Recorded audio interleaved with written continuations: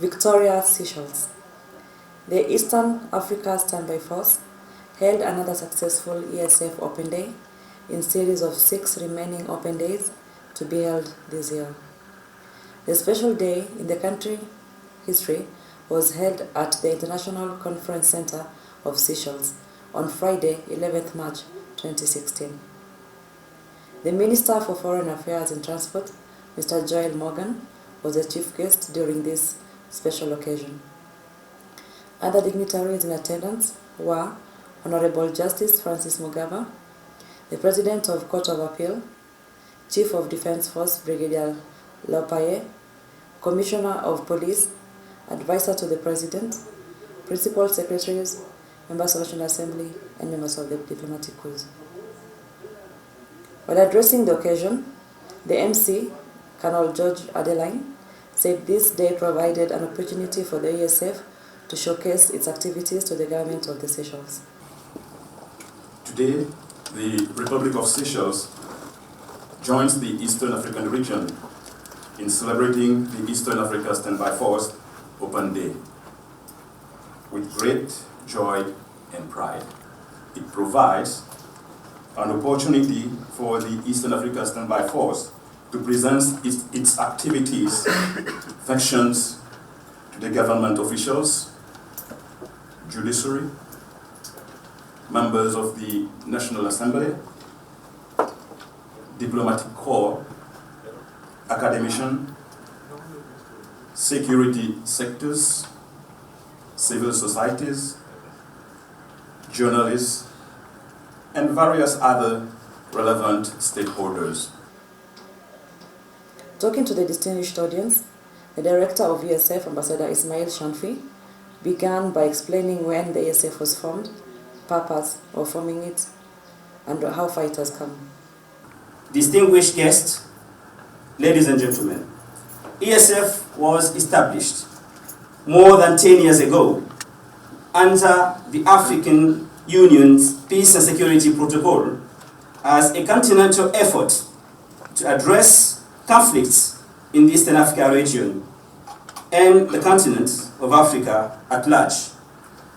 As you all know, conflict has reached an alarming rate in Africa and in our region also, or particularly.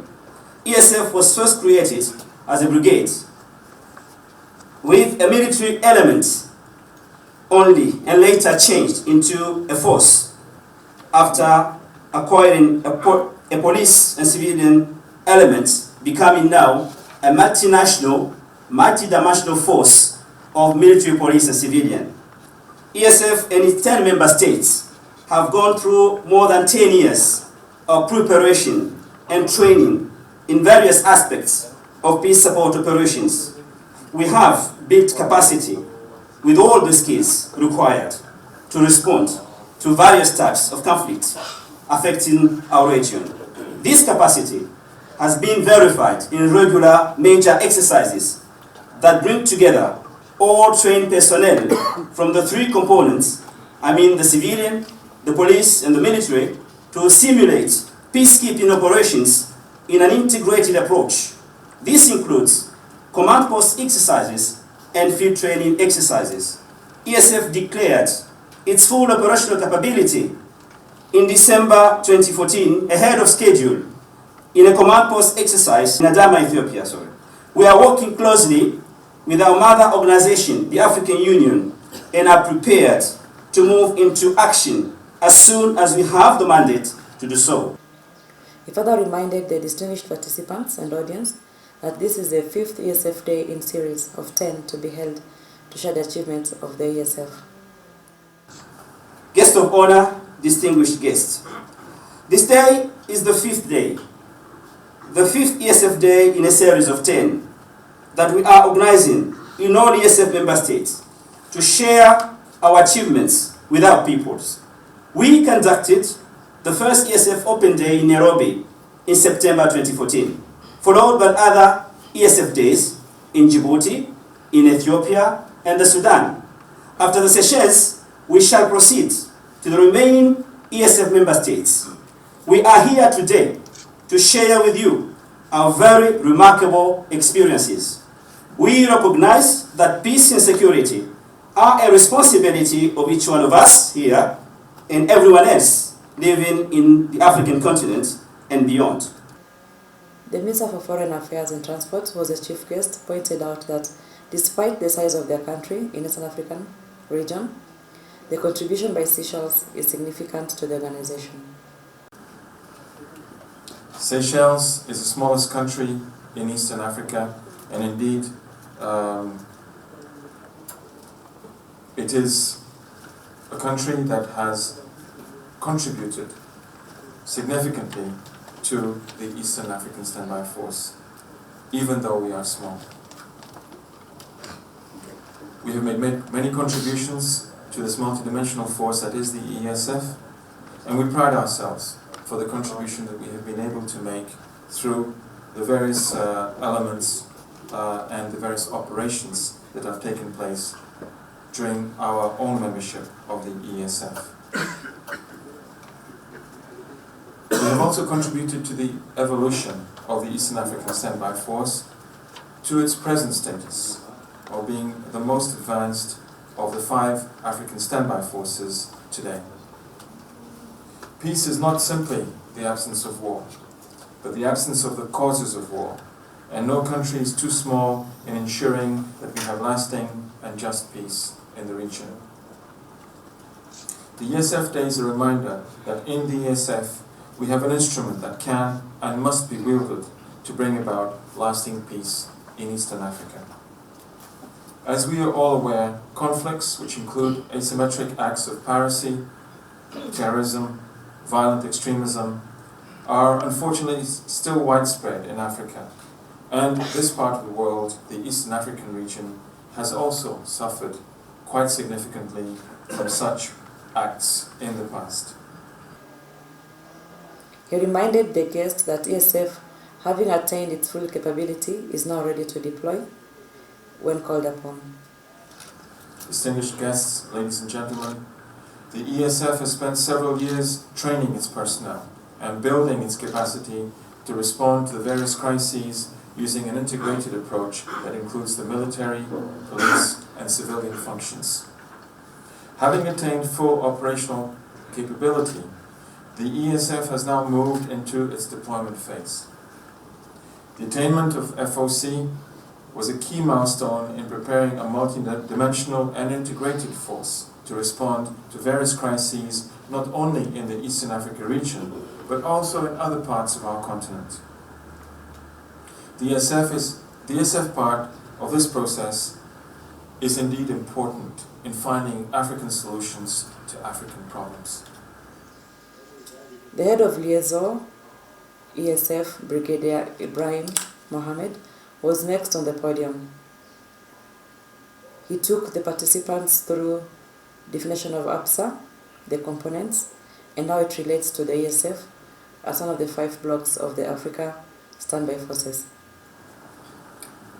Within the African Union, we have what we call Africa Peace and Security Architecture. This is the main body dealing with peace and security issues. But when we came to the African Union, people came with the protocol establishing the Peace and Security Council of the African Union. Within the AFSA, we have the Africa Standby Forces. Those are the 5 regions, and mandated to do these roles. But also, if you focus more, you will see the prevention of dispute and humanitarian assistance, any other function mandated by the Peace and Security Council. Those are the 5 regions of the Africa Standby Forces. East, West, North, and South, and here we are. The SPDF military advisor, Colonel Gudur of India's military, while addressing the audience, clearly indicated the role of peace support, and the scenarios that one may meet in peacekeeping. Now, when you as peacekeepers get into a peacekeeping scenario, let me just show you pictorially what can you expect to unfold in front of you. You will of course have rebels and the opposition groups who are primarily hell-bent upon creating havoc, looting, carrying out rapes, molestation, destruction of public property, and eliminating of innocent children and women. You will also find a number of guerrillas who are minor, just about 13, 14, 15 years old, who are carrying guns and AK-47s and are being recruited at a very early age to join the warring factions or the militias. What will happen to the government forces? I am giving you just the worst case scenario. Anything above this, you are in good luck. After the military concept of peacekeeping, the next speakers took us through the role of civilian in peace support missions. Or police officers or personnel, they are also civilian after all, right? Indirectly. So in a military, in a peace support mission, we know that there's the three important components, and that's of course the role of the military, the role of the police, and then we have also the function carried out by the civilians, okay?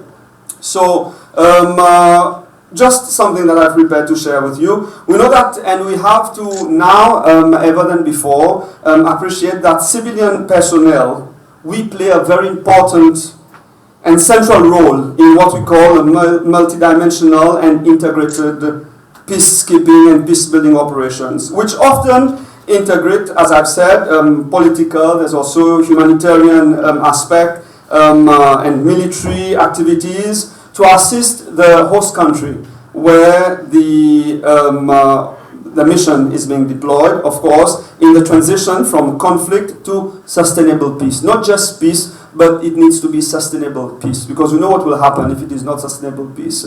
The minute you turn your back, then things will happen again. So the last speaker on the stage was former head of political affairs of EASF, Mr. Benediste, who indicated that by evolution of many radical groups, there is no peace to keep. He added by saying, conflict has become regional and that the planning to prevent conflict can be done in one country. Logistics in another country and execution in different country may be difficult. For lack of a better word, regionalization of conflict. What I want to tell you is on two aspects. If you guys, military, police, and civilian, you want to do peacekeeping, you have to look it in the new dimension. And then, as local security forces, you have to look it into the context which it unfolds. There are two things: conflicts and then peacekeeping itself. There was a saying a long time ago that says, peacekeeping is not for the military, but only the military can do it. That was about 45 or so years ago. But now they realize military alone cannot do peacekeeping, because it's not even peacekeeping anymore. There's no peace to keep. Most of the things right now, you go into a war zone. You don't go into a peace environment. I saw my good friend, the colonel, having serious trouble defining things. And I saw my good friend, Jules, even myself, if you ask me, I'll be having trouble defining things. Because right now, when it comes to peace and conflicts, there's no clear definition which is which.